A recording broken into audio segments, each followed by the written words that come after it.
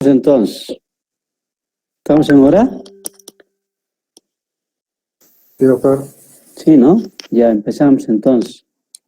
Yo creo que van a ir integrándose los que quieran. Bueno, esta parte, muy buenas noches a todos, si es que están. Esta es nuestra última clase de teoría conmigo y terminamos acá, va a ser un poco larguita. ¿Ya? Lo vamos a hacer hasta concluir. Esta parte no está en su libro de Savington, pero quería traerlo solamente con el fin de que podamos entenderlo mejor lo que es la enfermedad del reflujo gastroesofágico. Entonces, y si no conocemos bien un poco la anatomía, no nos orientamos bien, es un poco complicado de entenderlo. Entonces, vamos a tratar de entenderlo a través de ciertas imágenes y algunos conceptos claros que nos va a orientar mucho mejor. Entonces, en relación a la enfermedad por el reflujo gastroesofágico, obviamente tenemos que saber un poco la anatomía y el mecanismo del reflujo gastroesofágico, ¿no? ¿Cómo es que ocurre esto? Entonces, empezamos diciendo de que el esófago, el estómago y el diafragma forman un complejo dinámico, ¿ya? Que con la respiración, con la deglución y posición anatómica del cuerpo principalmente, entonces se va a alterar ligeramente, ¿no? Puede haber una disfunción de este complejo, ¿ya? Entonces, eso principalmente. Obviamente el esófago ya hemos dicho que es transporte desde la faringe hasta el estómago de alimentos que ingerimos diariamente, ¿no? Y principalmente la producción que la saliva que ocurre dentro de la cavidad oral más o menos en una cantidad de 1 litro por 24 horas, ¿ya? Entonces eso es lo que pasa a través del esófago, es un tubo de paso desde la cavidad orofaringea hacia el estómago. ¿A través de qué? A través de unas ondas peristálticas, ¿ya? Que es coordinada y secuencial. Y cualquier falla en esto, entonces va a ser el inicio del reflujo o de la aparición del reflujo, ¿ya?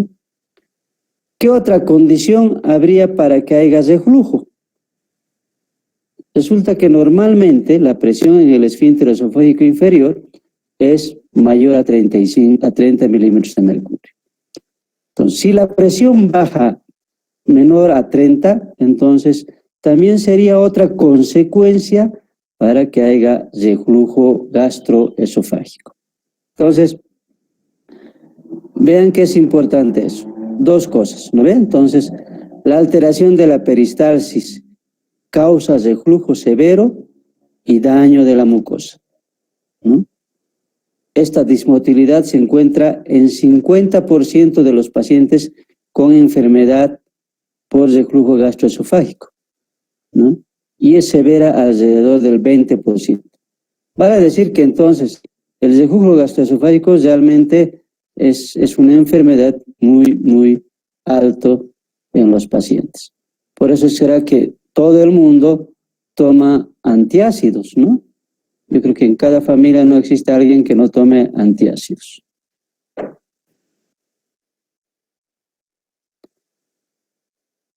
¿Cuál es el mecanismo antirreflujo natural? ¿Qué ocurre en nuestro organismo? ¿Por qué normalmente no hay reflujo del estómago hacia el esófago de los alimentos que ingerimos, ¿no? Entonces, este es un fenómeno complejo. Dice así que el ingreso de los alimentos produce distensión del fondo gástrico, ¿no? Y ejerce presión sobre la parte distal del esófago, ¿ya? Entonces, una presión dentro de la cavidad gástrica, ¿ya? Entonces, lo cual va a hacer que actúe como una válvula el ángulo de His, ¿ya? creando un tabique gastroesofágico y por ende esto va a obstruir la salida del contenido gástrico hacia el esófago. Vamos a ver más allá un dibujo cómo nos hace entender esta parte. Aquí está. Entonces, este es el ángulo de His, ¿no? El ángulo de His normalmente es un ángulo agudo, ¿ya? Entonces, esto es una válvula, a esto se refiere que vendría a ser una válvula natural, Vean acá en esta imagen, ¿no? Cómo actúa este mecanismo de válvula antirreflujo. O sea, los alimentos que ingresan del esófago hacia el estómago van a aumentar la presión intragástrica y por ende este ángulo de His va a obstruir a este nivel, ¿no? Se vuelve más agudo y más o menos actuaría como una válvula antirreflujo, ¿no?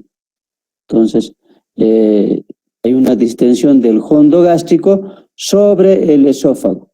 Esa distensión hace que cierre o se actúe como una válvula. Entonces, esto es importante para nosotros saber, ¿no? Normalmente hay una formación de un ángulo de His muy agudo. Eso es lo normal, ¿no? Pero cuando ya es anormal, como en este caso, como ocurre en las hernias hiatales, ya este ángulo se pierde. Vean que este ángulo ya no es agudo, ¿no? Entonces, en este tipo de ángulo ya hay más posibilidad de que haya reflujo gastroesofágico. Entonces, estas son imágenes que con las diferentes posiciones que tiene el ser humano, ¿no? Funciona este ángulo de His, ¿ya? Funciona este ángulo de His en las posiciones que vemos, ¿no? Entonces, estas son situaciones cuando se acuesta la persona, ¿ya? Pero funciona normalmente este ángulo de His. Pero si no funcionara este ángulo de His, entonces por esa razón que estos pacientes se quejan de que refluye alimento del estómago hacia el esófago cuando se acuestan en la cama. Por eso hay pacientes que duermen con varias almohadas inclusive, ¿no? Entonces, eso es lo que ocurre, ¿ya? Entonces, y esto ocurre cuando este mecanismo de antirreflujo no funciona, ¿no? Obviamente, vean que hay un reflujo acá en esta imagen. Igualmente acá cuando se está acostado, esa válvula de His o ese ángulo de His no existe acá. En ninguna de estas dos imágenes van a encontrar el ángulo de His. En cambio aquí, vean, en las tres imágenes, en cualquier posición, entonces está el ángulo de His, ¿no? Entonces, eso es un factor importante que impide el reflujo gastroesofágico. Vayamos directamente a lo que es la enfermedad por reflujo gastroesofágico. Esta parte vamos a pasar un poco más por alto algunas cosas. Entonces, ¿cómo se define? Se define como paso retrógrado del contenido gástrico, ¿no? Hacia el duodenal, hacia el esófago. ¿A través de qué? A través del esfínter esofágico inferior, ¿no? ¿Qué va a ocasionar esto? Obviamente va a irritar la mucosa, ¿no? Causando cambios inflamatorios, como ser una metaplasia intestinal, una displasia de alto grado y degeneración maligna, siendo un factor de riesgo para el desarrollo del adenocarcinoma.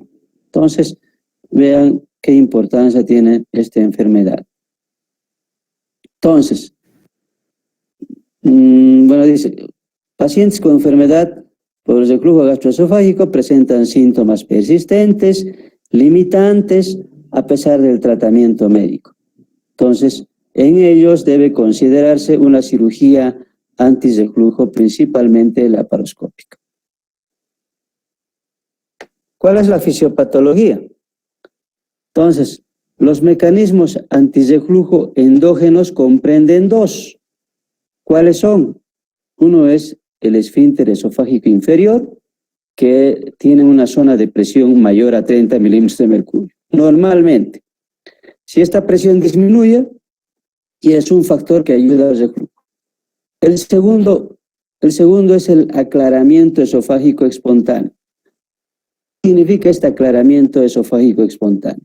Significa que todo el contenido que entra al esófago pasa libremente hacia el estómago. No hay ningún obstáculo. A eso se refiere aclaramiento esofágico espontáneo, ¿no? No hay ningún obstáculo que haga que se quede o se estanque el alimento en el esófago, ¿ya? Entonces, y la enfermedad de reflujo gastroesofágico es el fracaso en estos dos mecanismos antirreflujo, ¿ya? En estos dos mecanismos antirreflujo, ¿ya? Entonces, el esfínter esofágico inferior es una zona de alta presión, ¿ya? Y esto puede medirse a través de una manometría esofágica. Por esa razón es importante conocer cómo es que se diagnostica las alteraciones esofágicas, y dentro de ellas hemos visto qué importancia tiene la manometría esofágica. Entonces, anatómicamente sabemos que tiene una musculatura intrínseca del esófago distal, ¿no? Ya hemos hablado de lo que son las fibras circulares y fibras oblicuas, de cómo actúan a este nivel actúan como un candado principalmente, ¿no ve? Entonces los dos tipos de músculos, ya, tanto las fibras oblicuas como las fibras circulares. Eso es solamente un resumen que está acá. Asimismo, intervienen los pilares del diafragma. Sabemos que el pilar del diafragma va a rodear el esófago, ¿no ve? Entonces, al rodear el esófago, va a formar lo que se llama el hiato esofágico. Y este hiato esofágico, durante la inspiración, la presión intratorácica es menor que la presión intraabdominal. Por lo tanto, el diámetro anteroposterior de este hiato va a disminuir y por ende comprime el esófago, aumentando la presión, ¿no?, de medida del esfínter esofágico inferior. Entonces, que también influye los pilares del diafragma, o sea, para decir, el hiato diafragmático también contribuye en la contracción del esfínter esofágico inferior, ¿no? Entonces, eso es lo que pasa. Y como último, el 4, está firmemente la unión esófago-gástrica, ¿no? Esófago-gástrica está firmemente anclada en la cavidad abdominal, ¿no? O sea, no está dentro del tórax, en realidad está por debajo del diafragma este esfínter gastroesofágico, ¿no? O la unión gastroesofágica, ¿ya? Donde tiene un aumento de presión intraabdominal, ¿no? Y esto se transmite hacia esta unión gastroesofágica, lo cual permitiría que aumente la presión en el esófago distal y de esa manera evita el reflujo del contenido gástrico. Bueno, esto ya es pura teoría, ¿no? También, es más, se refiere a... esto vamos a ver un poco. A ver, vamos a pasar rápidamente esto. Epidemiología en Chile, no nos interesa, tampoco. Esta parte, a ver, esta parte es importante. Dice, no hay correlación entre severidad de síntomas y severidad de daño endoscópico e histológico. ¿Ya? 1. 2. Al tratar a pacientes con enfermedad de reflujo gastroesofágico, hay que diferenciar claramente si hay o no hay esófago de Basset. Sabemos que el esófago de Basset es consecuencia del reflujo gastroesofágico. 3. Si no hay enfermedad de Basset, determinar si el paciente tiene hernia hiatal. Sabemos que la hernia hiatal es otra causa para el reflujo gastroesofágico, ¿no? Y si hay esófago de Basset, determinar si es corto o largo, ¿no?, ese esófago de Basset. Entonces, en base a estos acápites se va a determinar la cirugía o va a ser elegido la cirugía correspondiente. si es que se opera. Vamos a ver más allá, pero todavía esta es como una introducción solamente. Entonces vamos a repetir nuevamente, pero dentro de la clínica, la pirosis y la regurgitación son los típicos síntomas de la enfermedad del reflujo gastroesofágico. Entonces eso no se los olvide, chicos. Pirosis y regurgitación son los dos clásicos de sinónimos de enfermedad del reflujo gastroesofágico. ¿Ya? ¿Qué es la pirosis? La sensación de ardor epigástrico o retroesternal. ¿Vale? Entonces la regurgitación, ¿ya? Entonces el contenido gástrico va hacia la orofaringe y boca y tiene un sabor amargo como ácido o bilis. A eso se refiere entonces el reflujo. Puede haber dolor retroesternal, puede haber disfagia, puede haber hipersalivación o tialismo, lo que hemos dicho, ¿no?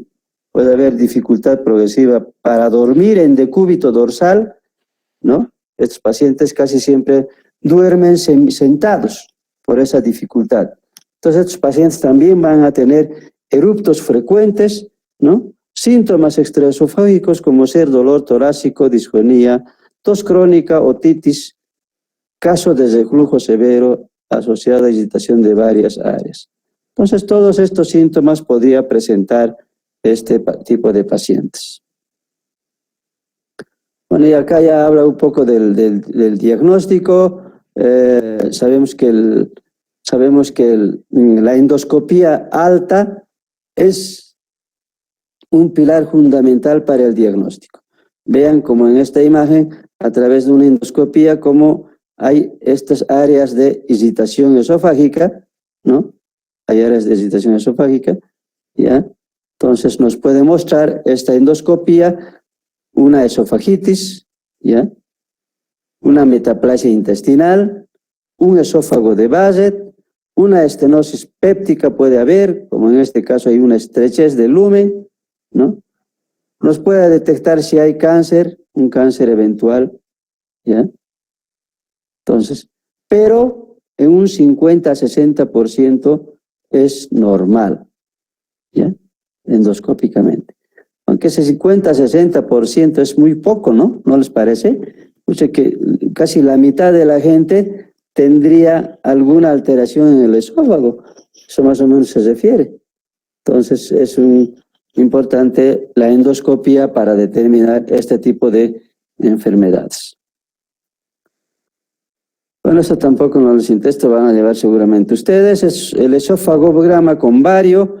Esto nos sirve principalmente para diagnosticar, entonces, no nos sirve en realidad para diagnosticar la severidad del reflujo. Cuidado, chicos, no se equivoquen. El esofagograma no sirve para diagnosticar esto, ¿no? Entonces, pero sí nos sirve para diagnosticar hernias hiatales, ¿ya? Hernias hiatales, ya que sabemos que las hernias hiatales son una de las causas principales para el reflujo gastroesofágico. La manometría clásica, y que ya hemos hablado mucho de la manometría, ¿no? Ahí están, la manometría clásica es esta, ¿ya? Esta es con 5 sensores que hemos indicado, ¿ya? La manometría clásica. Y después viene la manometría de alta resolución. Y la pHmetría. Entonces la pHmetría, vean acá hay diferencias del pH, mira, a nivel del esófago tiene un pH de 5 a 7, ¿ya? A nivel del estómago de entre 2 a 5 y a nivel del duodeno 6.8. Entonces hay diferencias del pH en las distintas regiones. Entonces sabemos que el pH se realiza, vamos a hablar un poco más allá de cómo es que se realiza esto, pero con manometrías de alta resolución también se puede realizar la pHmetría. Bueno, esto ya es más quirúrgico, después hablamos quizás si nos alcanza tiempo, manejo de médico. ¿Qué es lo primero que hacemos con estos pacientes?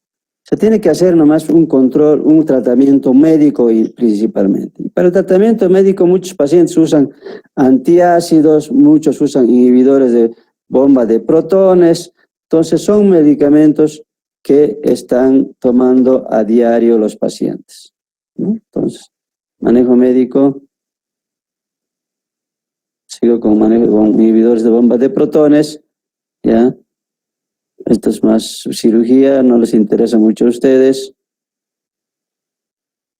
Tampoco cuándo no operar, cuándo operar. Nissen de Nissen, vamos a hablar un poco. Entonces, bueno, como un pantallazo, para la cirugía antes de flujo, en realidad se ha basado en la cirugía de Nissen, ¿no? Entonces, este es en base a esto, actualmente se hacen las cirugías antirreflujo, obviamente ya muchas modificadas, ¿no? Entonces, pero la principal guía para nosotros es la de Nissen. Y que acá está, como vemos acá, las cirugías de Nissen, ¿no? Vamos a hablar un poco más allí. No, estas son ya parte de las cirugías que no les interesa mucho a ustedes. Ahora vamos a ir, un ratito, espérenme, voy a compartirles.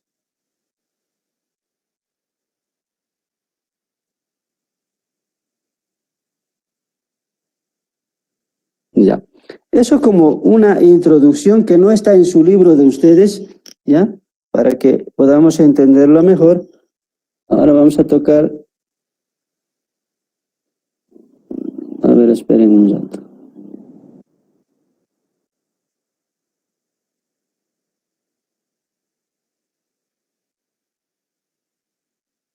No es esto.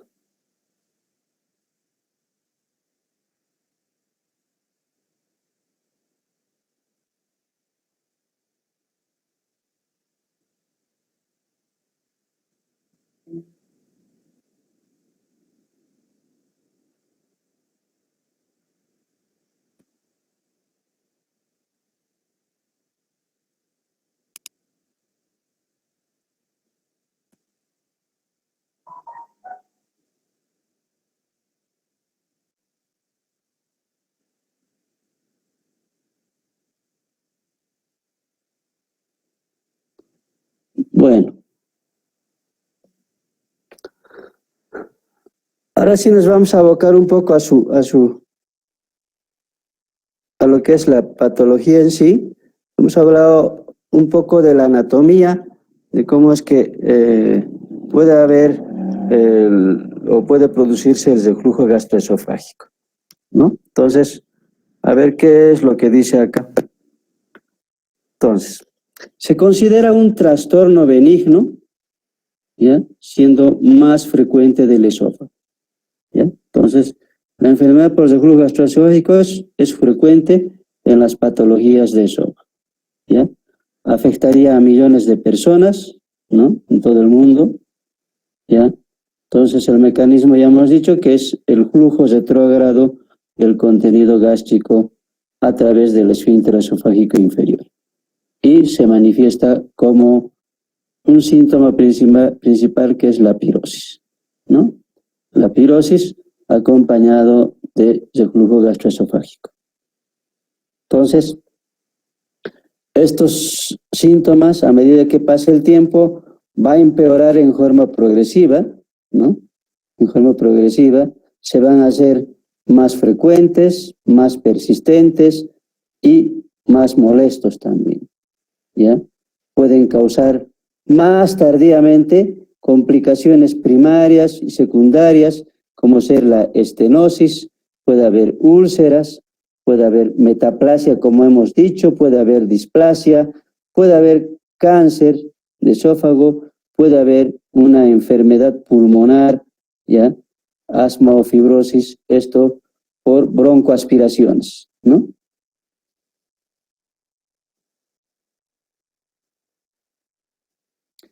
Dice, el tratamiento ha evolucionado en las últimas décadas. ¿Debido a qué? Debido a dos factores, ¿no? Debido a que han aparecido medicamentos, ¿ya?, que han aumentado en su eficacia, ¿ya?, principalmente los inhibidores de bomba de protones, ¿no? Entonces, es lo que más usan actualmente. Actualmente hay, con nombre de el omeprazol, que es el que más se utiliza, y hay otros medicamentos de últimas generaciones, el pantoprazol, lisinopril. Entonces, perdón, lisinopril no, el omeprazol, pantoprazol son los principales que se están manejando actualmente. Entonces, esos son los inhibidores de bomba de protones, y también tenemos los bloqueantes H2. Dentro de esto tenemos la ranitidina, cimetidina, ¿no?, famotidina. Esos son los tres, y lo que más usamos es la ranitidina.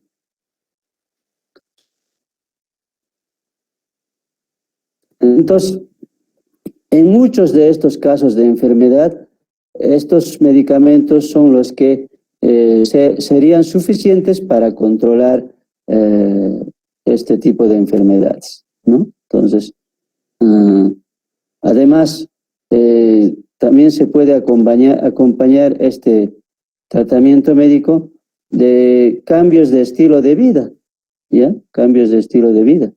Entonces, hay pacientes que ya se cuidan mucho de sustancias que les provocan más dolor, más molestias, ¿no?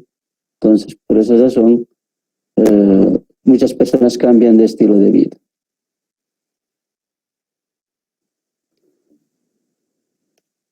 Entonces, hemos dicho que la primera alternativa que debemos considerar nosotros siempre, a pesar de que estamos nosotros llevando cirugía, la materia de cirugía, ¿no?, pero en este siempre debemos considerar el tratamiento médico, ¿no? El tratamiento médico en este tipo de patologías habitualmente se empieza con inhibidores de bomba de protones. Se puede tomar una vez al día o 2 veces al día, dependiendo de la magnitud que tiene, de los síntomas que tiene el paciente, ¿ya?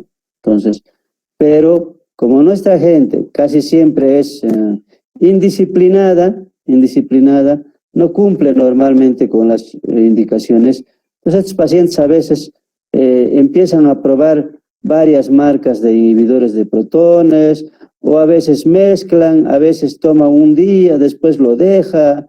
Entonces, hay una indisciplina total en el cumplimiento de la medicación, ¿ya? Entonces, que obviamente se va a manifestar con la sintomatología que presenta, ¿no? O a veces le suspenden, ¿ya? Entonces, al suspenderlos, obviamente puede manifestarse con pirosis, con regurgitación, ¿no? Y que van a impedir el funcionamiento normal, ¿no? Entonces, ¿qué más se debe hacer? Se debe seleccionar a los pacientes que van a requerir una intervención quirúrgica, ¿no? Entonces hay que seleccionar a los pacientes, ¿ya?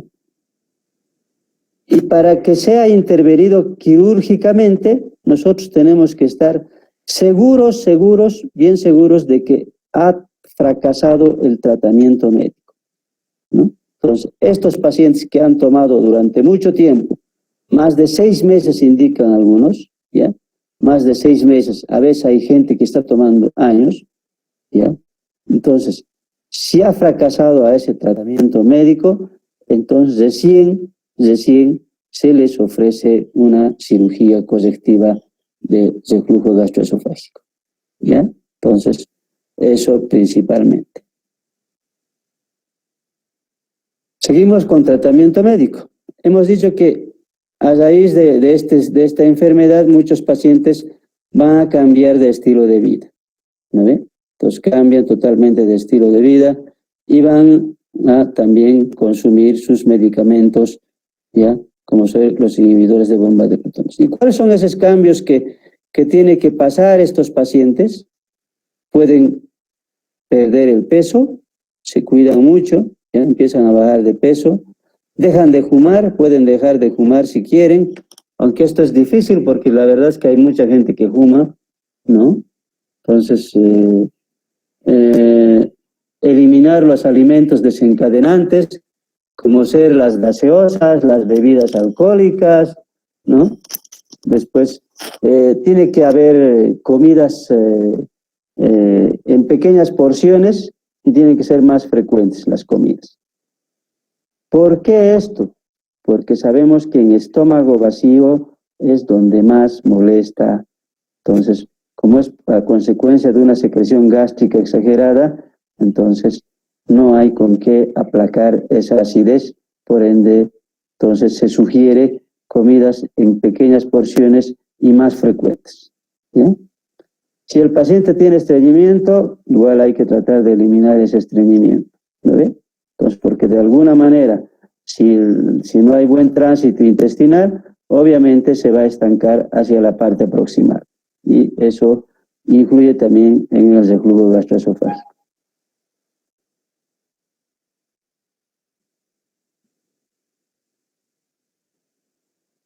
Dice, el tratamiento médico alcanza su máximo efectividad cuando se administran 2 veces al día de inhibidores de bomba de protones. Normalmente les damos para una dosis de 20 miligramos de omeprazol, ¿no ven? Y cuando ya es un poco severo, les damos 20 miligramos cada 12 horas. En algunos pacientes se les da 40 miligramos inicialmente por día y si aún persiste mucho más intenso, no cede, entonces les aumentan 40 miligramos cada 12 horas. Entonces, eso es la dosificación del tratamiento médico. ¿Qué estudios diagnósticos nos pide o nos tenemos que hacer nosotros? Tenemos que hacer la prueba del pH, la prueba de la motilidad esofágica, el esofagograma, ¿ya? La endoscopía alta, obviamente la endoscopía alta más biopsia siempre tiene que ser, chicos. Cuando algún paciente venga con antecedente de gastritis y le solicites una endoscopía alta, tienes que ponerlo endoscopía alta más biopsia, ¿ya? Entonces, para hacer un diagnóstico más preciso, principalmente ahora que está de moda el Helicobacter pylori. Y se puede hacer otras pruebas complementarias como ser el vaciado gástrico, ¿ya? Y la TAC. Entonces vamos a ir por partes. La prueba del pH, ¿no? La prueba del pH. Entonces, ¿para qué nos sirve la prueba del pH? Para medir el pH del contenido gástrico. Como sabemos que el contenido gástrico se fluye hacia el duodeno, entonces nos es importante para nosotros saber cuánto de pH tiene esa zona, ¿no? Entonces, ¿qué va a documentar? Documenta principalmente la exposición del esófago inferior al reflujo gástrico. Uno. Además, ¿qué hace? Relaciona los síntomas con la exposición, ¿no ve?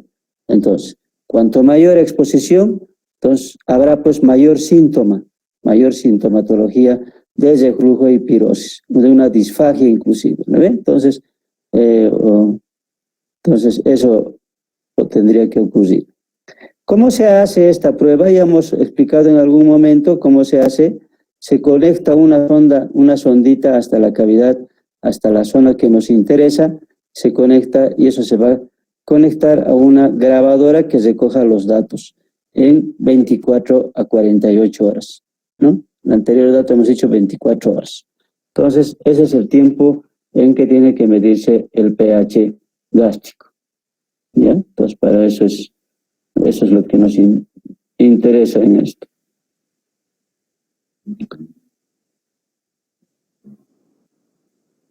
A ver, ¿qué dice acá? Dice, no debe haber, o sea, los pacientes para hacerse este examen, ¿ya? Para hacerse este examen, no debe de haber tomado fármacos antisecretores o antiácidos, ¿ya?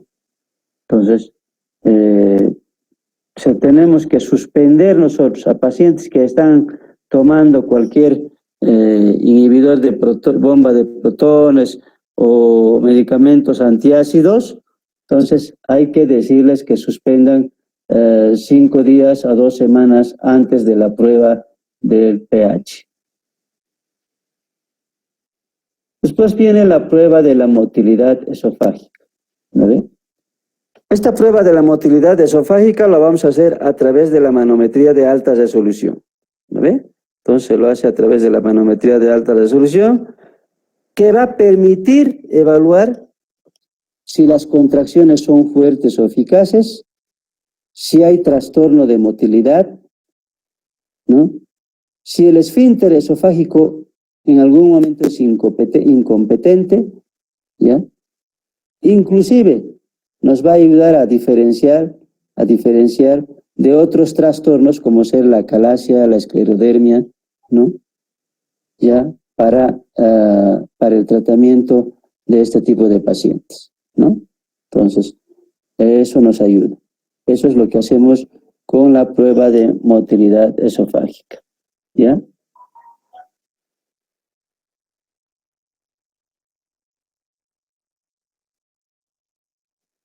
Esofagografía. Entonces, la esofagografía nos va a mostrar principalmente puede mostrarnos, perdón, si tiene una estenosis, si hay masas, si hay hernia de hiato, si hay esófago acortado, ¿no? O divertículos. Entonces, la esofagografía también nos va a tratar de descartar otras enfermedades, ¿no?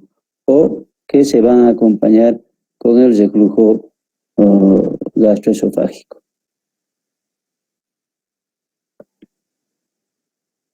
Dice, funcionalmente confirma el reflujo y se relaciona con los síntomas y ser indicativa de trastornos de motilidad o acalasia.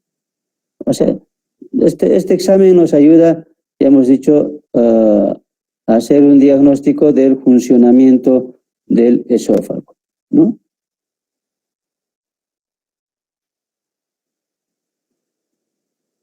La endoscopía, esto también estamos repitiendo, la endoscopía principalmente nos va a evaluar una esofagitis, una metaplasia, descartar masas, descartar estenosis, ¿no?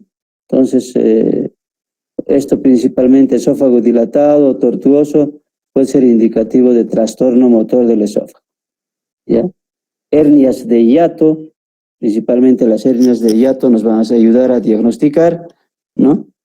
Entonces, la endoscopía. Pero también el esofagograma es un método importante para diagnosticar hernias hiataras. Entonces, hemos dicho que durante la endoscopía debemos solicitar siempre una biopsia. ¿Para qué sirve la biopsia? Para descartar metaplasia, para descartar displasia, para descartar un carcinoma, ¿no? Que podrían alterarnos los planos de intervención quirúrgica.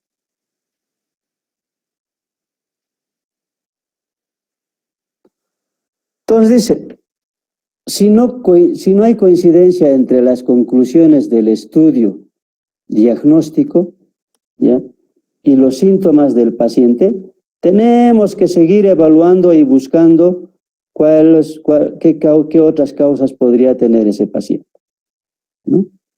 Entonces, cuando el diagnóstico es incorrecto, ¿ya?, el tratamiento quirúrgico puede causar nuevos síntomas. O sea, si operamos a un paciente con reflujo gastroesofágico con un diagnóstico incorrecto y encima lo operamos, ¿qué vamos a hacer? Lo vamos a empeorar al paciente, ¿ya? Lo vamos a empeorar su sintomatología, ¿ya? Entonces, no es correcto operar a un paciente mientras no tenga un diagnóstico fidedigno o específico de enfermedad de reflujo gastroesofágico. Chicos, entonces eso es importante. Entonces, no podemos operar nomás a la gente, perjudicándoles aún más o por ganar unos cuantos centavos, ¿ya? Entonces, aunque la cirugía de esófago cuesta carito. Pero tenemos que ser, si tenemos que cuidarnos, preferible es no operar mientras no tengas un diagnóstico definitivo, porque si pasa algo con ese paciente te persigue por toda la vida. Porque el manejar estas patologías es muy complejo y muy complicado. No pasa ni con tratamiento médico en muchos casos, inclusive ni con tratamiento quirúrgico. Entonces, en relación al tratamiento, bueno, el tratamiento quirúrgico, entonces, le sigue a lo que es el tratamiento médico. Ya hemos indicado de que para hacer el tratamiento quirúrgico tenemos que estar bien seguros de que ha fracasado al tratamiento médico ese paciente. Entonces, ha habido un fracaso, por más de 6 meses o 1 año, van tomando, a veces muchos por 2 años siguen tomando, y si a eso ha fracasado, entonces el siguiente paso es el tratamiento quirúrgico. Entonces, a esto se han adaptado muchas técnicas de antirreflujo, ¿ya? Entonces, vamos a hablar un poco de en qué consisten esas cirugías. Principalmente hablan de lo que es la fundoplicatura transabdominal, ¿ya? Es la que se realiza con más frecuencia y algunas veces con algunas variaciones. ¿En base a qué? En base a la operación de Nissen, ¿ya? Entonces, en base a la fundoplicatura de Nissen, que es la base para todas las otras técnicas, ¿no? Para las otras técnicas que se asemejan en realidad, ¿ya? Entonces, es nuestra base, la fundoplicatura de Nissen, ¿no?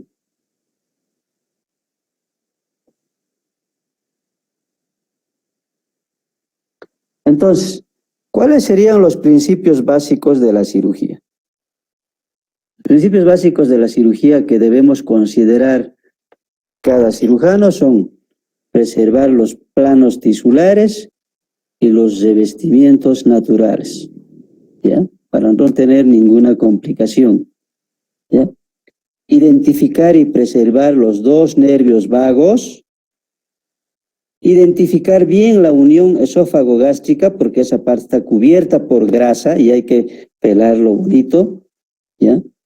Para hacer la aplicatura correspondiente. Tener una longitud suficiente de esófago intraabdominal.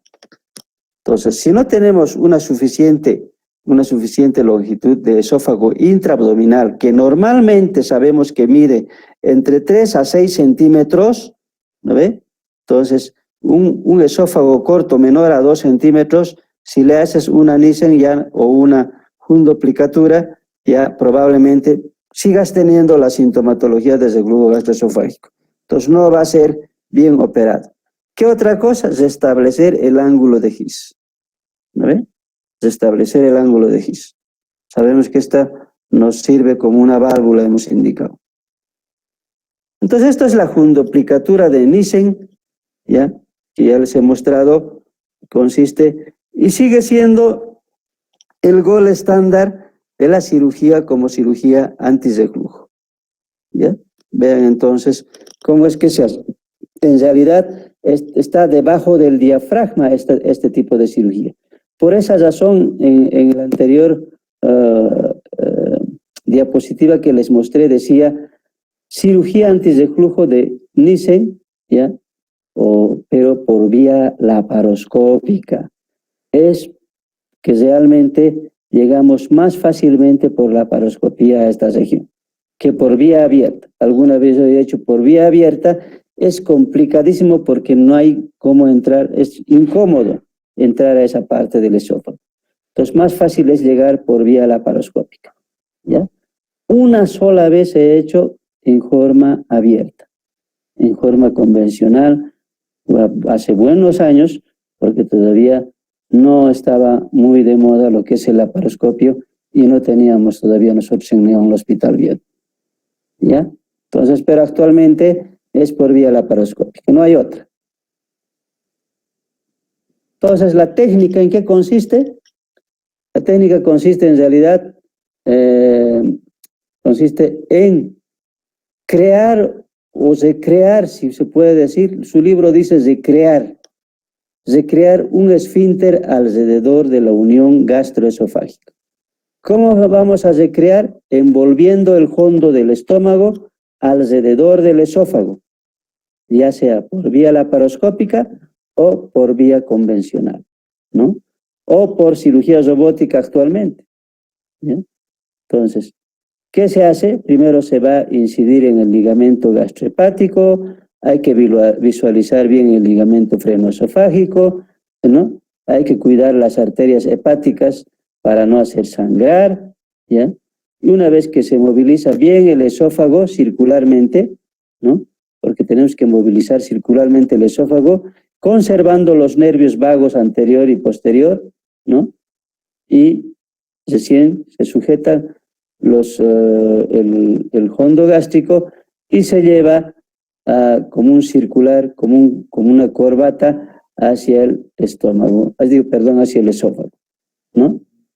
Entonces, seguimos con la técnica, pero esto ya habla de que si hay una hernia, por ejemplo, descubrimos una hernia durante la cirugía, hay que tratar primero la hernia, seducir la hernia y después hacer la cirugía, ¿vale?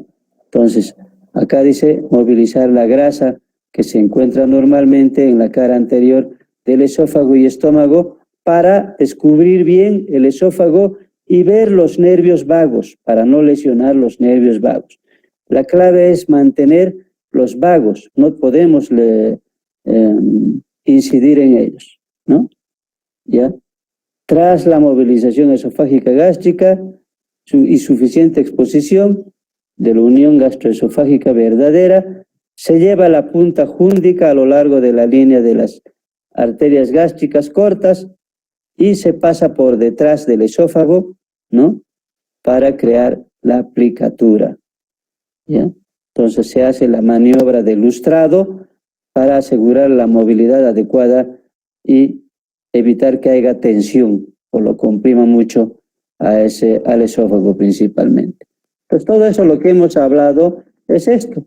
Mira, vean, se separa el esófago biencito, se libera el fondo del estómago de los vasos gástricos, inclusive del ligamento gastroesplénico, y se trae el fondo por detrás y se sutura aquí, en la cara anterior. A veces nosotros lo suturamos a la pared anterior del esófago más.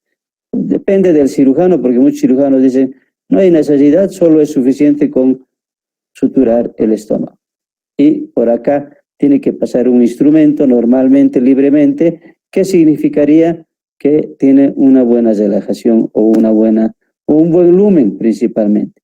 Pero esta maniobra se debe hacer a través de una bujía. Se introduce por la cavidad oral una bujía, ¿ya?, de 50 French, y sobre esa bujía se sutura esto. ¿Para qué? Para no suturarlo muy estrecho y nos estemos provocando una estenosis.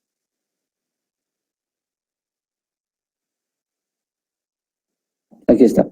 Se coloca una bujía de 50 a 54 French en el esófago mientras se sutura el estómago al esófago anterior. ¿Lo ves? Después se retira la bujía, ¿ya?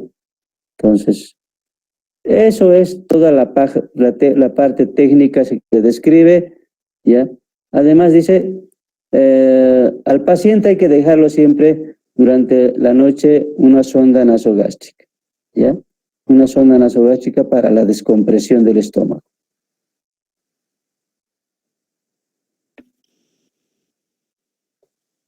Estos solamente son como comentarios. Dice, algunos cirujanos prefieren colocar mallas de refuerzo, ¿ya? Mallas de refuerzo, pero no es necesario, no hay necesidad. Entonces, lo mejor siempre actualmente es aconsejable no utilizar mallas en cualquier paciente. Tiene que hacer en pacientes elegidos el uso de las mallas.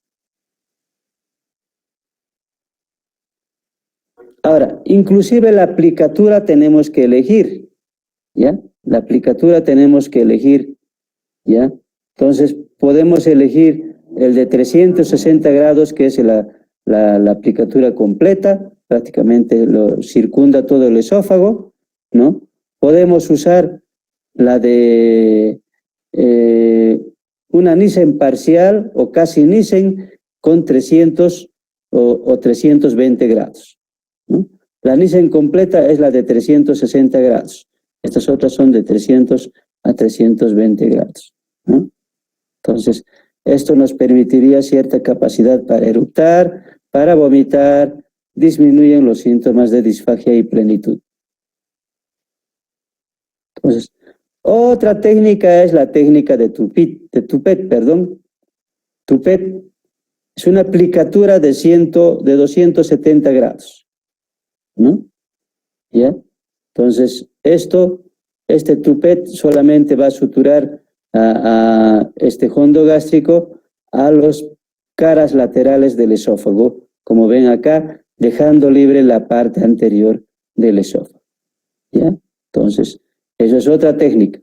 Pero estas técnicas se usan de acuerdo al paciente, ¿no? No es en todas. Por eso hay que saber elegirlas bien. Y esta es la más aconsejable, ¿ya? Esta técnica. Entonces hemos hablado ya de esta en el anterior tema, ¿no? La jundopicatura de Doro, ¿ya?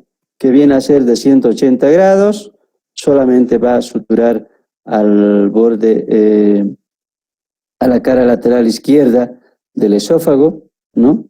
Entonces tiene solamente una circunferencia de 180 grados, ¿ya?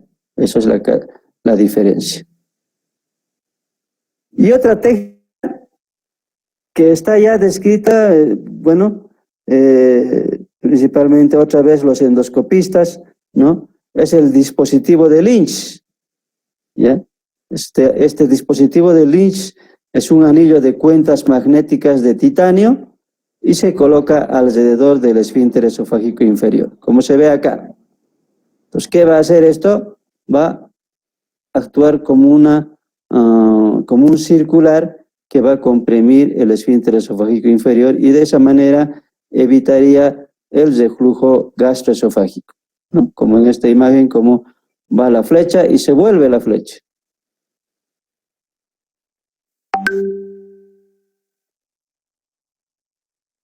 Y dentro de lo que es otra alternativa, ya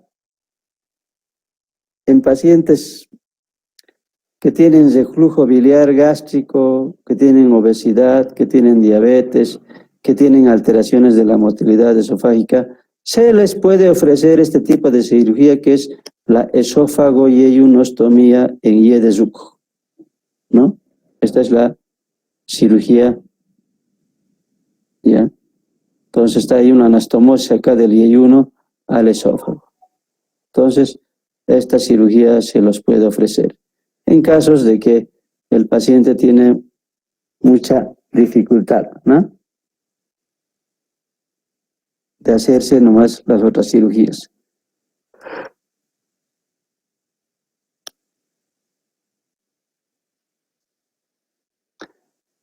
Y por último hay otra técnica que es la gastroplastía de Colles. ¿En qué consiste esta gastroplastía de Colles? Resulta que hemos dicho que para envolver este fondo gástrico sobre el esófago, tiene que haber un esófago intraabdominal mayor a 2-3 centímetros, ¿ya? Entonces tiene que haber esa longitud. En casos de esófago corto, menor a 2 centímetros, entonces hace este procedimiento. Se prolonga al cortar acá, ¿no? Es como crear un ángulo de His, ¿ya? Con una grapadora lineal, se corta acá y esto se envuelve sobre esa prolongación de esófago, si se puede decir, ¿no ve? Entonces se prolonga el esófago corto que tenía, creando un tubo del mismo estómago. Después hablamos de las enfermedades del reflujo gastroesofágico complicado, ¿no ve? Entonces, obviamente va a haber pacientes de menos severidad a más severidad de cualquier enfermedad. En este caso, igual habla de lo que es la enfermedad del reflujo gastroesofágico complicado. Entonces, es un reflujo de larga duración, produce complicaciones esofágicas que obviamente van a requerir un tratamiento de cirugía antirreflujo, ¿no? Entonces, estos pacientes van a tener esofagitis, ¿ya? Pueden tener una endoscopía, ¿ya? Entonces,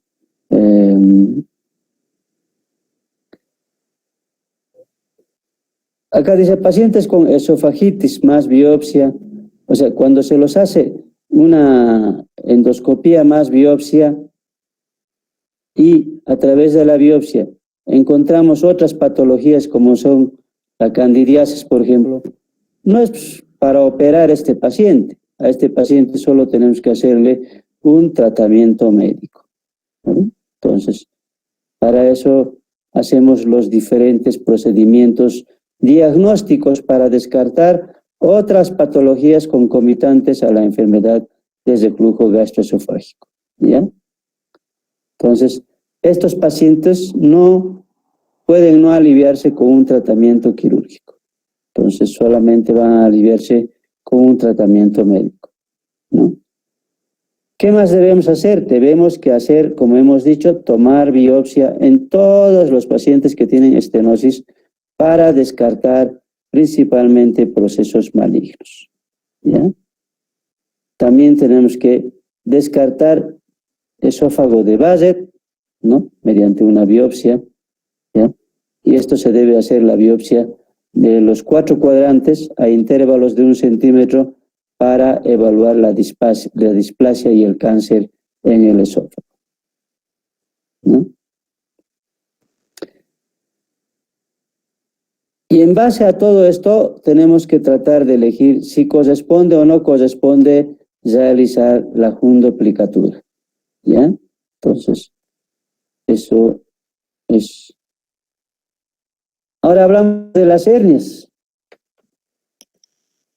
Este es un resumen de lo que son las hernias. En su libro está así resumido, ¿ya? Entonces, muchos pacientes de los que sufren pirosis, disfagia, ¿ya? Tienen un estómago intratorácico parcial o completo. Entonces, esto se refiere a las hernias diafragmáticas, ¿no? Entonces, para ello, pues, el estudio diagnóstico y el tratamiento quirúrgico tienen su importancia. Él es el estándar de tratamiento para las hernias hiatales, ¿no? Tanto realizar un estudio de diagnóstico y el tratamiento quirúrgico, ¿ya? Entonces, esas son las bases fundamentales para el manejo de estos pacientes. Y así dice, las hernias pequeñas, donde la unión esofágo-gástrica está por encima del diafragma, del hiato diafragmático, entonces pueden presentar los síntomas clásicos de enfermedad por reflujo gastroesofágico, ¿no? Entonces, en estos pacientes hay que inicialmente, vamos a seguramente hacer un tratamiento médico, y si no cede con el tratamiento médico, hay que pensar en hacer la cirugía antirreflujo, ¿no? Entonces, pero las hernias de moderada a grande, sí o sí se resuelven con cirugía, ¿no ve? Con una cirugía, primero ¿qué se dice? A ver, hay un nombrecito, el tratamiento de la hernia, ¿ya? La reducción de la hernia, y recién se hace la cirugía antirreflujo, ¿ya? Entonces, eso es lo que hacemos, principalmente en las hernias.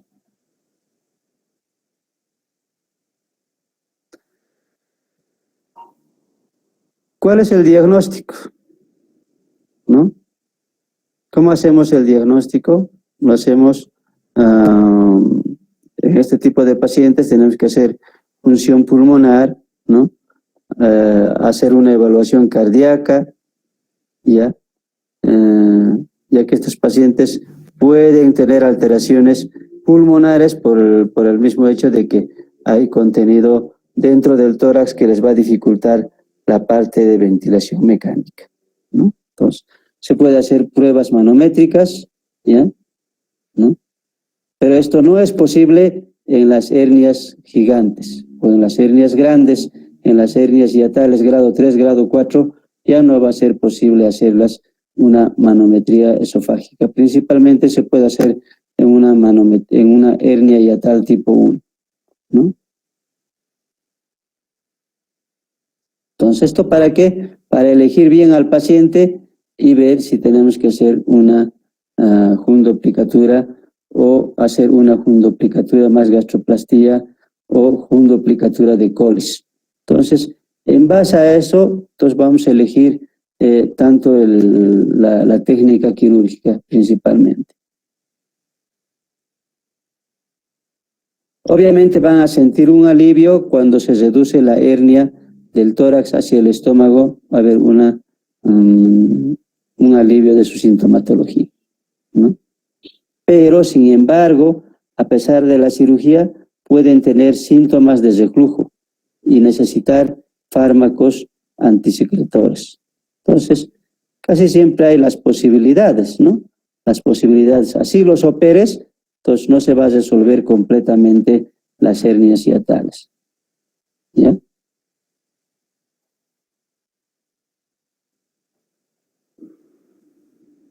Mire, eso es lo que habla su librito, es muy cortito de las hernias hiatales, ¿no? Entonces no nos muestra gran cosa, pero eso es todo. Yo tengo otro tema, pero no sé si nos dará tiempo. A ver, vamos a ver. Primero continuaremos con los temas que nos han asignado. Después vienen los trastornos esofágicos benignos adquiridos, ¿ya? Pues, y dentro de estos trastornos tenemos uno, la perforación esofágica, ¿ya? La perforación esofágica. Y este trastorno viene a ser potencialmente mortal si se retrasa en el diagnóstico y el tratamiento no viene a ser adecuado, ¿ya? Entonces, depende mucho del diagnóstico y el tratamiento oportuno en este tipo de lesiones esofágicas, ¿no? Tiene una mortalidad de 20 a 30%, ¿ya? Que está en relación con su etiología, el tiempo que ha transcurrido desde que ha sufrido la lesión, ¿no? Entonces, hasta el momento de la intervención. Entonces, vamos a ver que eso tiene mucha importancia. ¿Cuáles son las causas? Encontramos como causas, la principal causa que vemos, que alguna vez nosotros también hemos visto, ¿ya? Cuando hemos enviado a algún paciente al gastro, entonces nos dicen, ni siquiera a veces nos avisan, lo ocultan, ¿ya? Es la perforación iatrogénica durante la endoscopía. Es la causa más frecuente entonces de perforación de esófago, ¿ya? Después puede ser como otra causa las arcadas contundentes, como el síndrome de Boer-Haave, ¿ya? Lesiones traumáticas, ingestión de cuerpos extraños, perforación de un tumor. Entonces, esos vendrían a ser las causas de una perforación de esófago.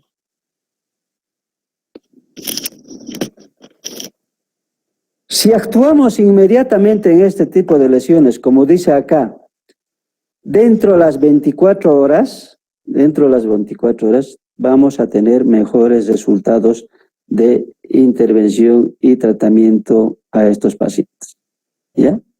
Entonces, es importante hacer un diagnóstico cuanto más antes y un tratamiento oportuno, ¿ya? Pero si la perforación es a consecuencia de un cáncer, pues va a ser complicado manejarlo y obviamente vamos a tener resultados más malos, si se puede decir, o más desfavorables. Porque una perforación a consecuencia de un cáncer, pues no vamos a poder manejarlo tan fácilmente, ¿no? Entonces, además son enfermedades crónicas. Entonces, la clave para el manejo y supervivencia, nuevamente repetimos, es el reconocimiento temprano, ¿ya?, del diagnóstico o de la perforación y el tratamiento oportuno.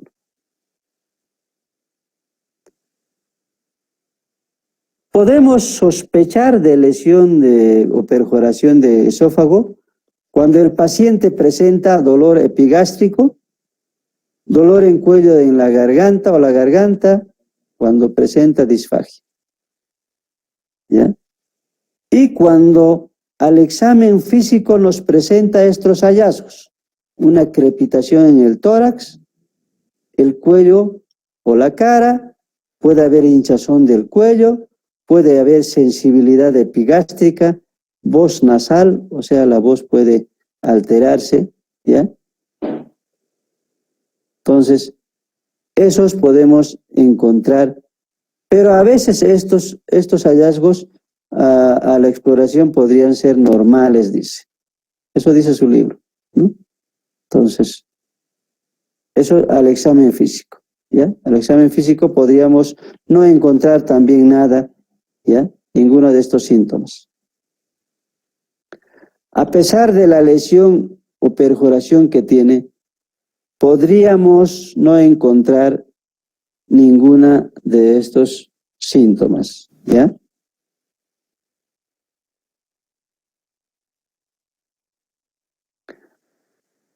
Otra evidencia temprana, dice, podría ser esto a la radiografía, ¿ya?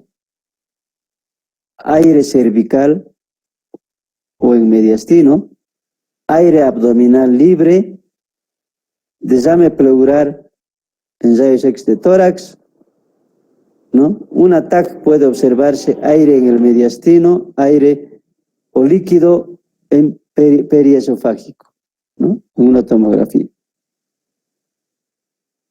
Entonces, ¿cómo vamos a hacer el diagnóstico? Obviamente lo vamos a hacer con un estudio diagnóstico más completo, ¿vale?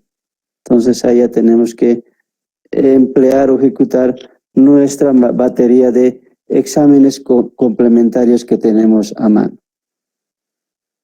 Entonces, esto es un estudio de esofagograma, que es de su libro, ¿ya? Entonces, donde va a mostrar cómo se desama aquí el bario, ¿ya? Entonces muestra una perforación esofágica, ¿no? Entonces, este examen de esofagograma es importante entonces para las perforaciones esofágicas. Podríamos hacer un ataque y con la administración de un contraste, ¿ya? Obviamente si logra tomar el contraste y le hacemos un ataque, probablemente sea más sencillo identificar la perforación esofágica.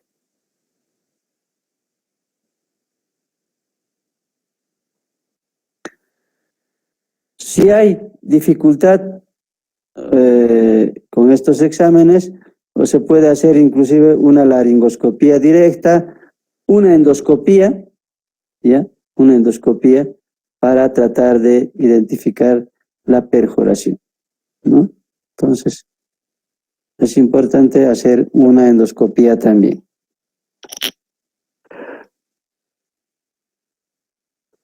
Estos son puro, ¿no? Se puede determinar, en su libro está un cuadrito para determinar la puntuación de la perforación esofágica de Pittsburgh, ¿no?, que va a puntualizar la severidad del paciente, de su mortalidad. En relación a esta puntuación, entonces podemos decir que en qué grado de morbimortalidad está el paciente. Sabemos que estos pacientes siempre tienen alta tasa de morbimortalidad. Entonces, vean, menor a 3, 3 a 5, mayor a 5. Entonces, la morbilidad, la mortalidad y la duración de la estancia hospitalaria en días, ¿no ve? Va a ser diferente de acuerdo a esta tabla de puntuación de la perforación. Los principios del tratamiento son tratamiento de la contaminación, drenaje local amplio, control del origen, vale decir control de la perforación, ¿no? Y acceso para la nutrición enteral, ¿no? Como tiene perforación de esófago, estos pacientes obviamente no se van a alimentar en forma correcta. Por vía oral no se tienen que alimentar, porque todo lo que se alimente se va a vaciar a través de esa perforación, puede vaciarse hacia el mediastino, ¿no? Entonces, es fatal en esos pacientes, ¿ya? Pues por esa razón, entonces, obviamente se va a hacer una nutrición enteral, ¿no? Que puede ser a través de una gastrostomía, una yeyunostomía, entonces, dependiendo de la preferencia del cirujano. Entonces, en relación al tratamiento, obviamente, estos pacientes, como sabemos que hay una fístula y una salida del contenido esofágico que se está vaciando seguramente hacia el mediastino, entonces tenemos que dar antibióticos de amplio espectro, ¿no? Antibióticos, después podemos acompañar con antifúngicos, ¿no? Tenemos que hacer drenaje de la zona a través de unos drenajes torácicos, ¿ya? Entonces hay que desviar la zona de acumulación de contenido líquido, ¿ya? Entonces tenemos que hacer eso. Entonces a veces es necesario colocar drenajes bajo guías radiológicas, ¿no? Bajo guías radiológicas, principalmente tomográfico, ¿no? Después se te puede hacer una cirugía de laparoscopía, una toracoscopía llamada aquí, una toracoscopía diagnóstica. Puedes hacer tratamiento inclusive a través del laparoscopio.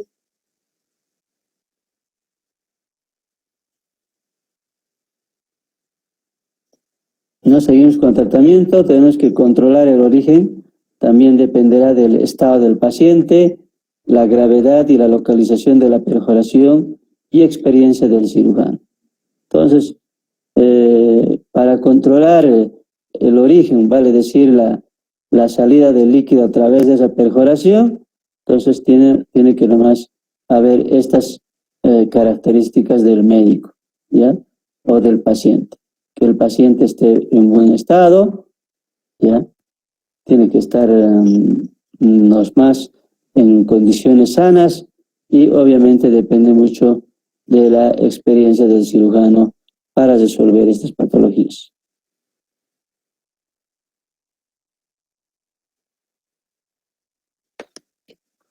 Ahora hay tratamientos que se está pregonando mucho esto, es el tratamiento a través de la endoscopía.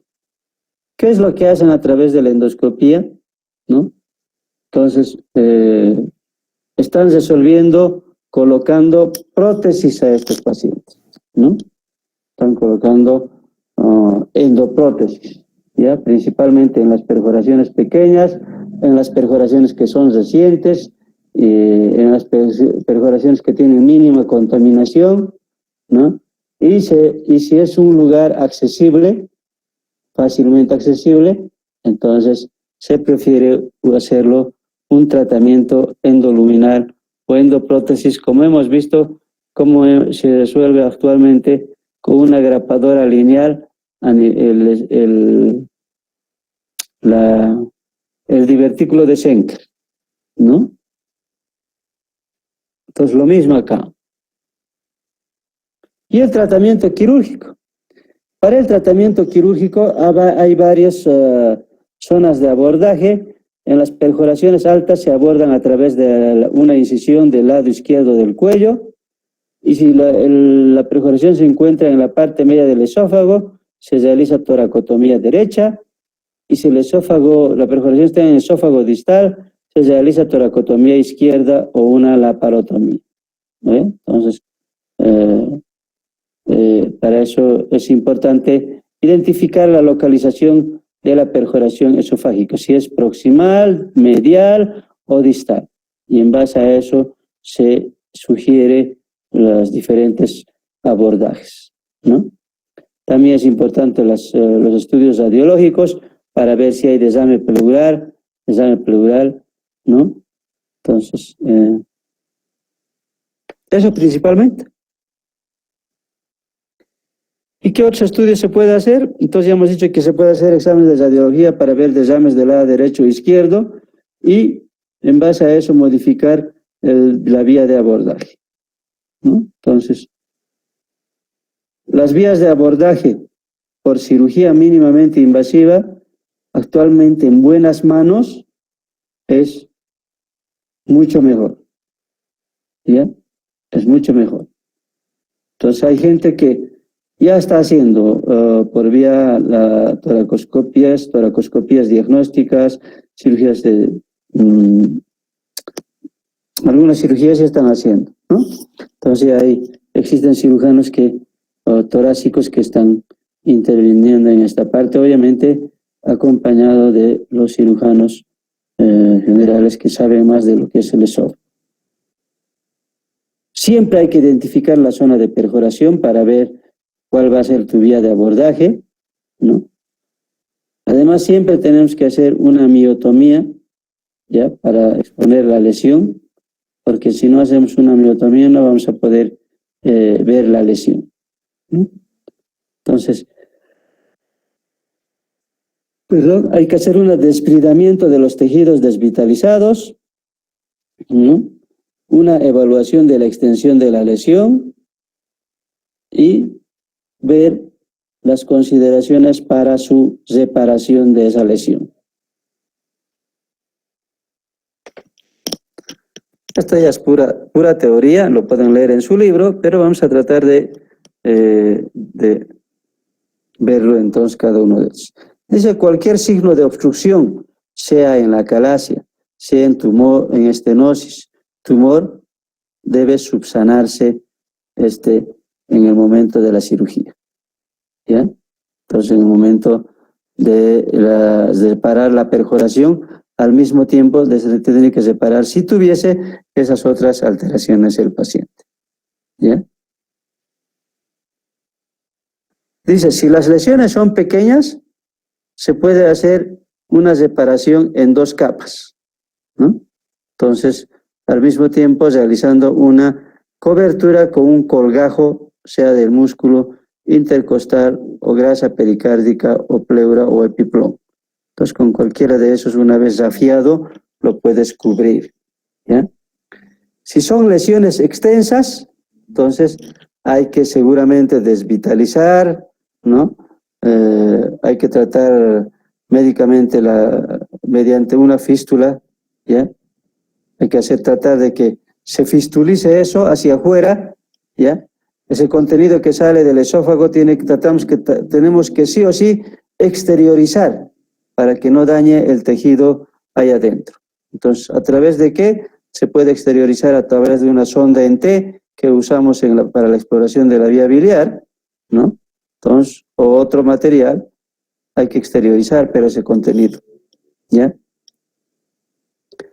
Y en defectos grandes se puede hacer una exclusión del esófago, ¿ya? Hay que hacer una exclusión del esófago. Se puede hacer una esofagostomía cervical, se puede hacer una gastrostomía de alimentación, se puede hacer una yeyunostomía de alimentación porque no va a poder comer por vía oral, ¿ya? Se puede hacer una esofagectomía, ¿ya?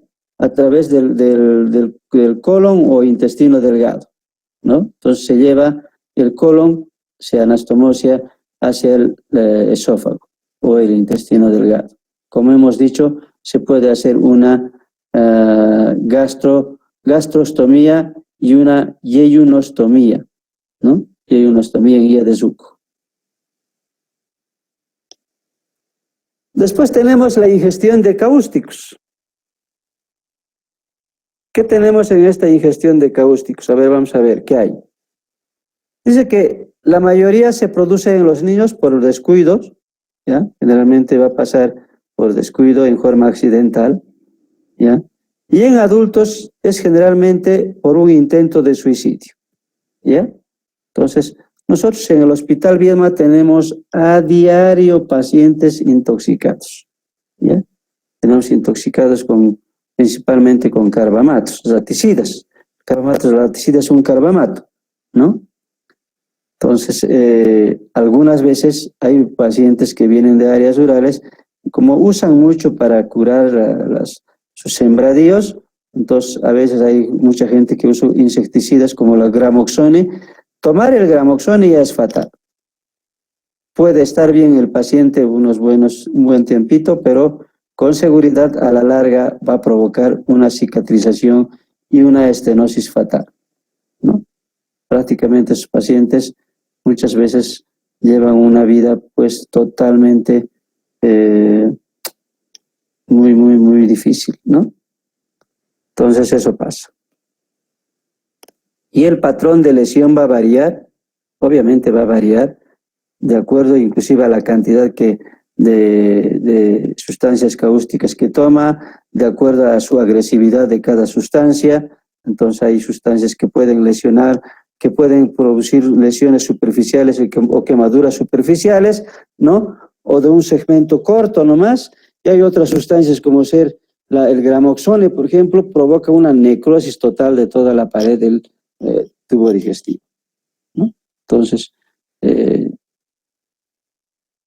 por esa razón que cuando estos pacientes que tienen ingesta de cáusticos de gramoxone en el Hospital Viedma, ya si hay pacientes, no prohibido es hacer lavado gástrico. No le puedes hacer lavado gástrico.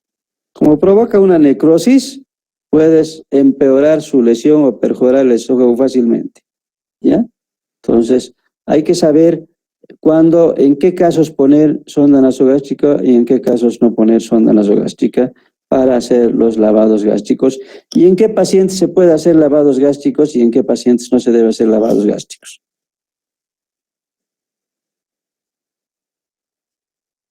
Entonces, factores que afectan a la extensión de la lesión van a ser el pH, hemos dicho, el pH de la sustancia, la cantidad que tome, la duración y la exposición, ¿no?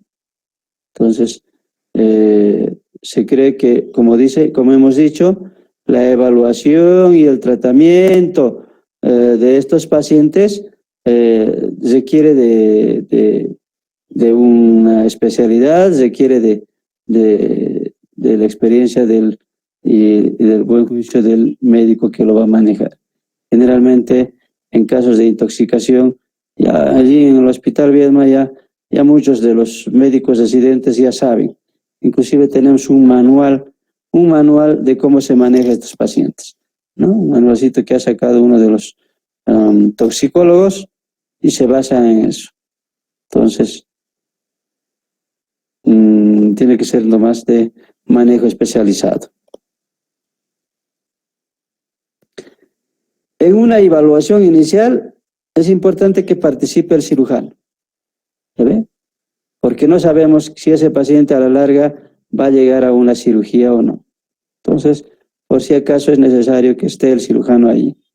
Aunque antes, hasta hace un buen tiempo, todos estos pacientes lo manejábamos nosotros, lo manejaba el médico de guardia, y el médico de guardia es un cirujano. Pero actualmente, por las necesidades mismas, ya existen dos médicos en el servicio de emergencia. Uno que el cirujano que solamente se dedica a operar actualmente, y el otro es el emergenciólogo, o sea, sí, con esa especialidad. están viniendo, entonces llegan como emergenciólogos de México, Argentina. Esos son los que están trabajando ahorita en el Hospital Viedma, en el servicio de emergencia. Y nosotros solamente nos dedicamos a la parte quirúrgica. Obviamente tenemos que hacer un examen físico, ¿no? Y en el examen físico podemos encontrar en la parte de las vías respiratorias superiores, puede haber disnea, puede haber babeo, puede haber estridor, puede haber zonquera, ¿no? Entonces, probablemente requiere una intubación endotraqueal, ¿ya? Entonces, por esa dificultad misma de respiración, puede requerir un tubo endotraqueal. Se tiene que pensar nomás en una cricotiroidotomía, como ya han llevado en su ATLS, hay que hacer una cricotiroidotomía, ¿ya? Porque como tienen totalmente quemado la parte de las vías aéreas superiores, entonces es necesario hacerles una cricotiroidotomía. Se tiene que colocar una sonda nasogástrica, ¿no? Pero esto no se debe colocar a ciegas, ¿ya? Entonces,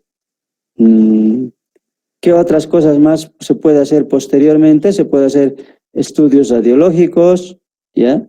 Antes de la primera intervención, un TAC, un rayos X de tórax, un TAC de abdomen, ¿ya? Con administración oral o intravenosa de medio de contraste. Seguida de un estudio con bario, ¿no? Entonces, en estos pacientes, ¿qué vamos a hacer?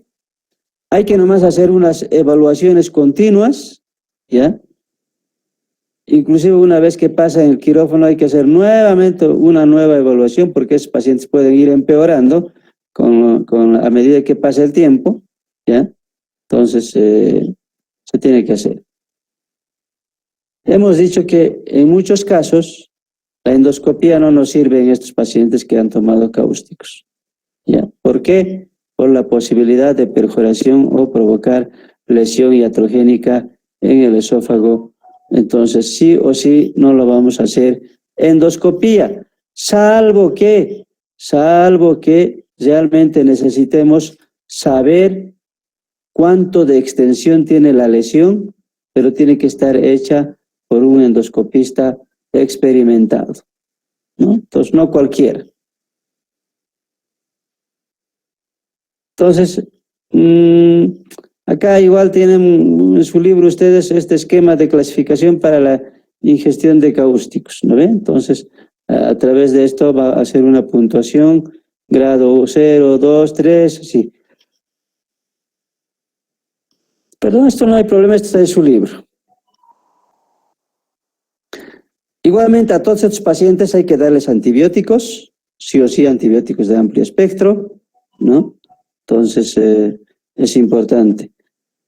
Como acá dice, podemos repetir si hay necesidad de hacerlo o si el paciente está empeorando paulatinamente, tal vez sea necesario repetir la ecografía, ¿ya? Dependiendo.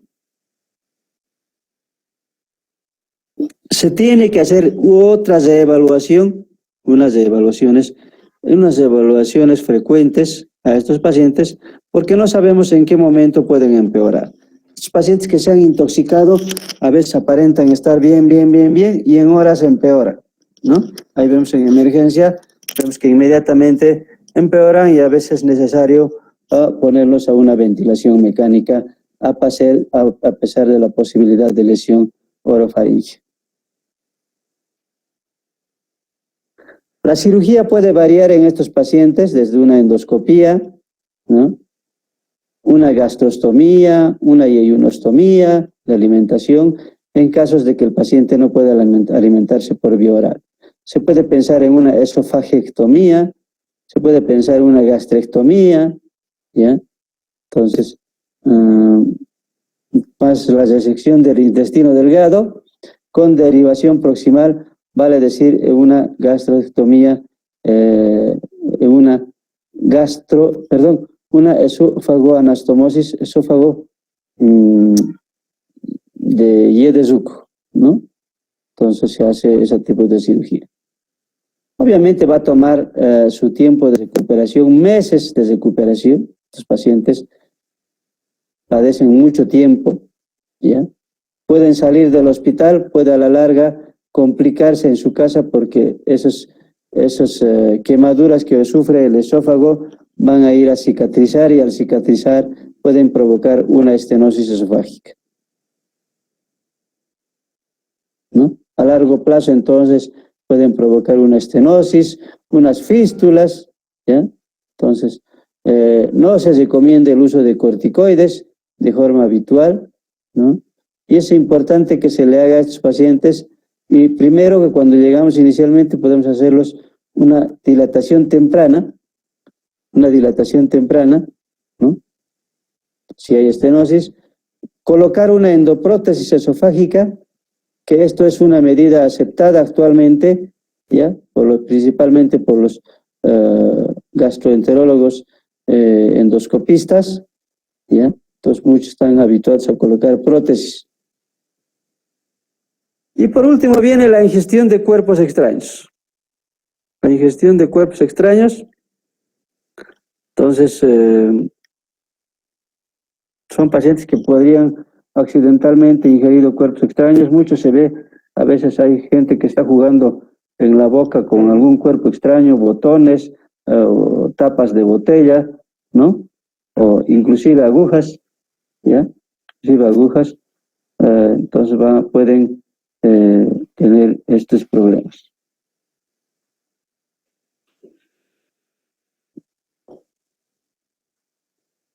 Entonces, si hay una ingesta de cuerpos extraños, el objetivo va a ser siempre retirar ese cuerpo extraño, ¿no?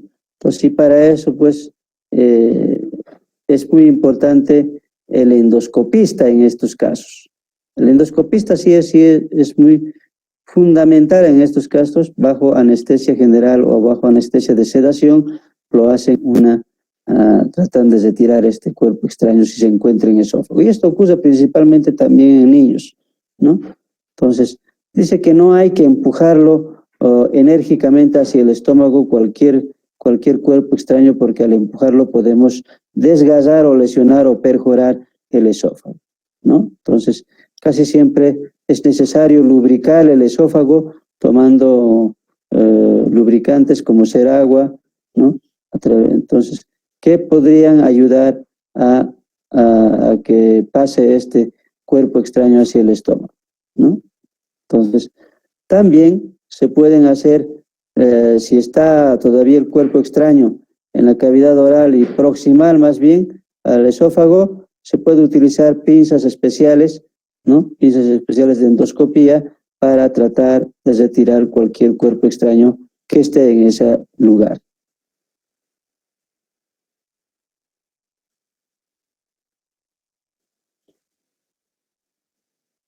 Entonces, asimismo puede ser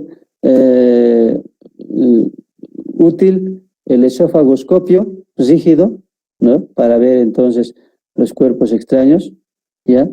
Entonces, el objetivo casi siempre va a ser extraer ese cuerpo extraño, ¿no?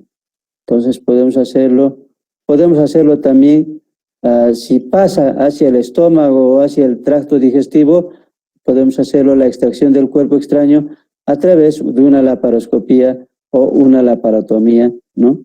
Obviamente haciendo una gastrostomía o una enterotomía, se puede hacer la extracción de esos cuerpos extraños. Muchas veces nosotros hemos extraído principalmente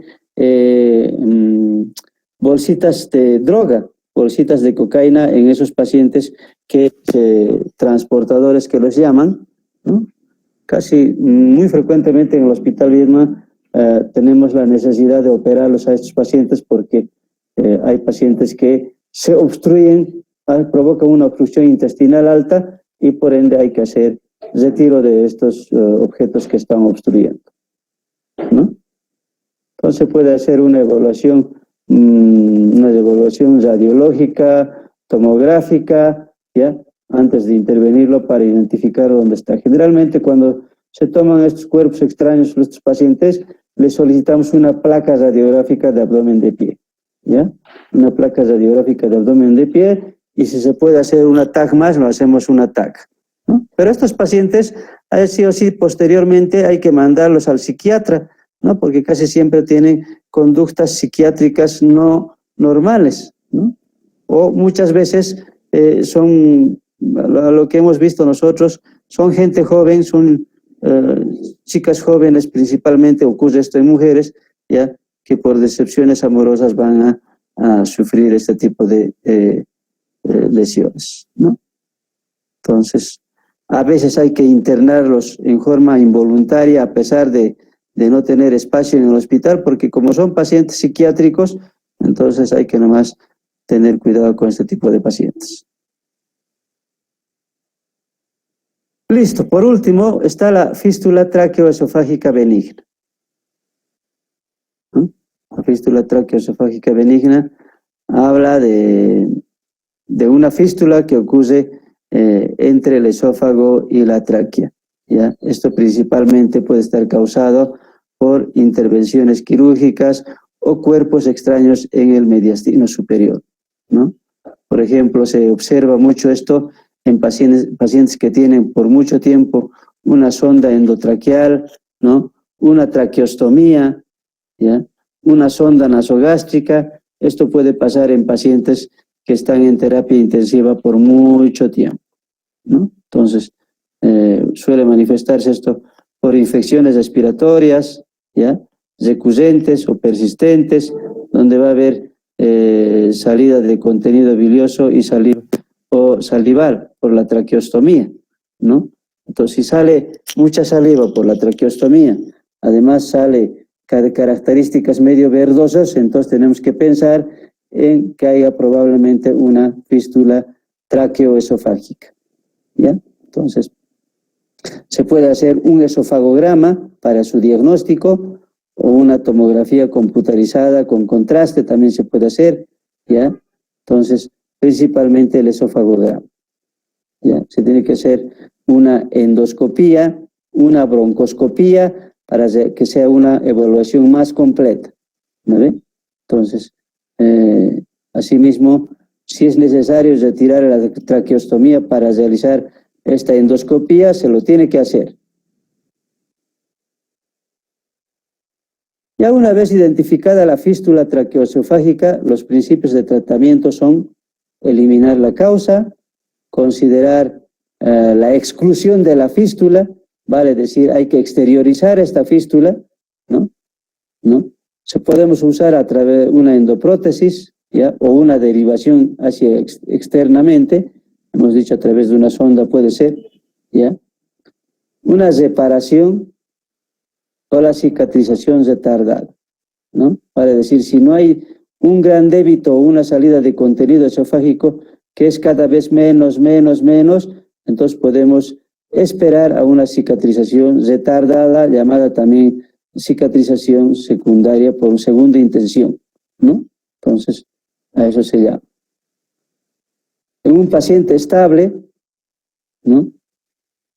Entonces, se puede evitar esperar en realidad hacer una derivación, ¿no? Entonces, dependiendo del tipo de pacientes también.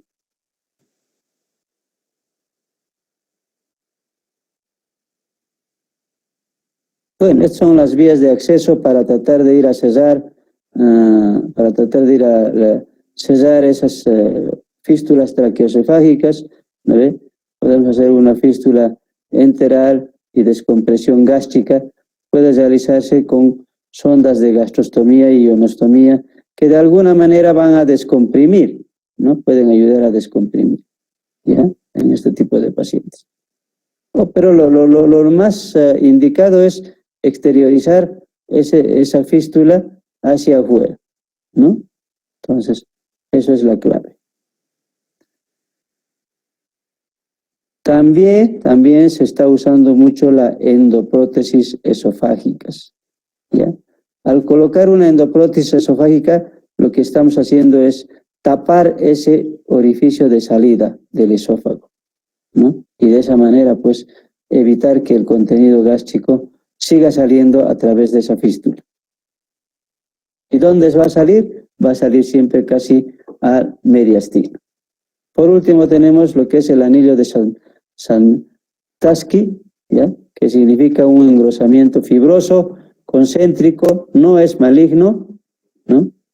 Tiene un estrechamiento a nivel de la unión esófago-gástrico, y el epitelio es esta que va a cambiar el epitelio escamoso por encima y células cilíndricas por debajo. Entonces, escamoso en el esófago, en la mucosa esofágica, y células cilíndricas en mucosa gástrica. Entonces, es un anillo muy fibroso, como se ve acá, ¿no? Lo que va a hacer que se estreche el lumen esofágico. Bueno, acá dice que no se conoce la causa, todavía sigue debatiéndose si podría ser a consecuencia de una enfermedad por reflujo o por una hernia hiatal. Todavía se discute eso. Entonces, la presencia de este anillo no es patológica, ¿ya? Puede observarse, dice, en pacientes que sufren disfagia, principalmente disfagia, ¿no? Puede ser que el paciente no tenga síntomas, ¿no?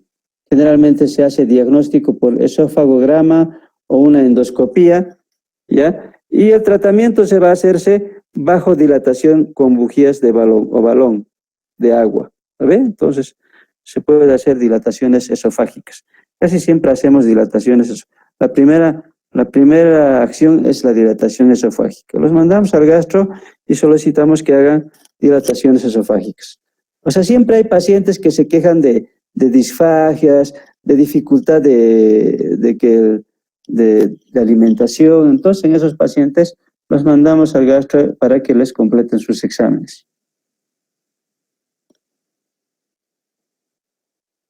Bueno, eso es todo, chicos. Creo que ha sido la clase más larga. Entonces, no sé si tienen alguna pregunta.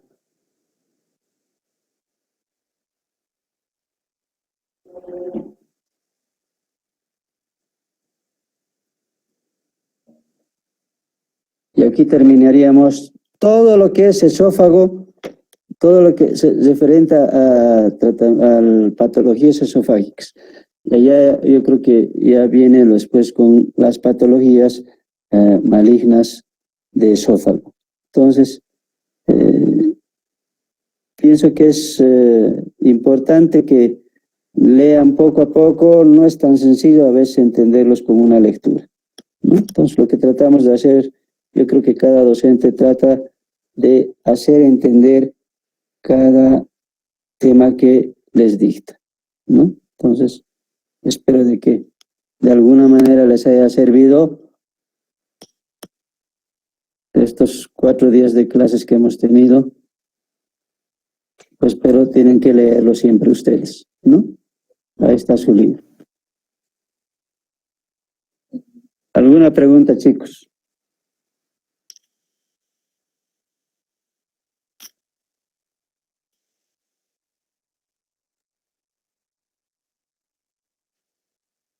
Creo que